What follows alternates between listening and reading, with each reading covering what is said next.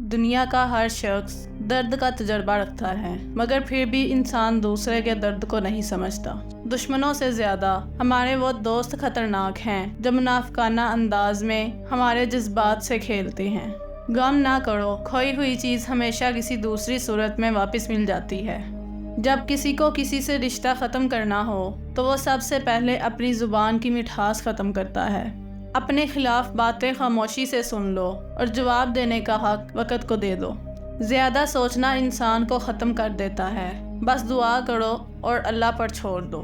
وہ 4 چیزیں جن کی وجہ سے انسان کا دماغ تباہ ہوتا ہے: نیند کی کمی، بیماری میں کام کرنا، مسلسل تیز آواز میں بات کرنا، صبح کے وقت کچھ نہ کھانا۔